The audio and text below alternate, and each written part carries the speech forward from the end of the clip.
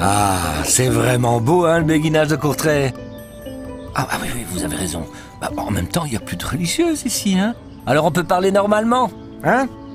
En effet, au XXe siècle, la perte progressive d'influence et d'autorité de l'Église entraîne le déclin du béguinisme en Flandre. Il n'y a donc plus de religieuses dans ces béguinages. En 1998, le béguinage de Courtrai fut inscrit au patrimoine mondial de l'UNESCO. Alors, respect. Fondé en 1238 et reconstruit à de nombreuses reprises, il est constitué d'une communauté de 41 jolies petites maisonnettes entourées de murailles avec un bâtiment communautaire polyvalent et, bien sûr, une chapelle. Située tout près du centre de la ville, c'est un véritable havre de paix.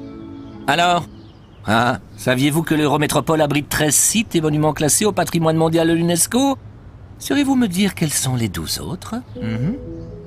Oui.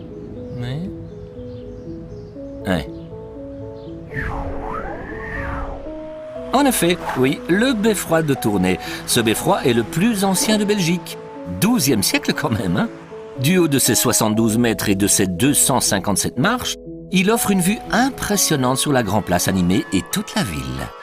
Pour écouter le carillonneur jouer, il faut venir le dimanche après-midi, en été. Quel plaisir d'entendre tinter le carillon en buvant un verre.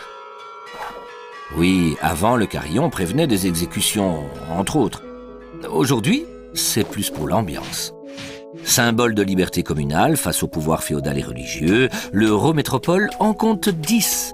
Certains sont accessibles au public, comme Armentières, Kortrijk, Lille, Menen et, bien sûr, Tournai. Oui, donc les beffrois, mais ce n'est pas tout. Il y a encore d'autres joyaux inscrits dans cette fameuse liste de l'UNESCO.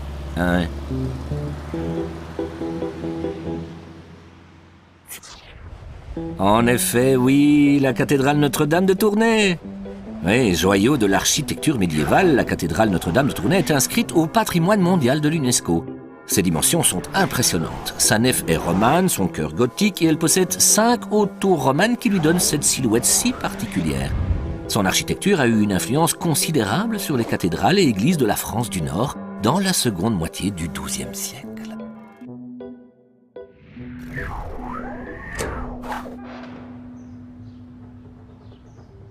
Mais vous faites quoi là? Ok, je comprends mieux. La Ducasse date fait en effet partie de la fameuse liste du patrimoine immatériel de l'humanité de l'UNESCO depuis 2008.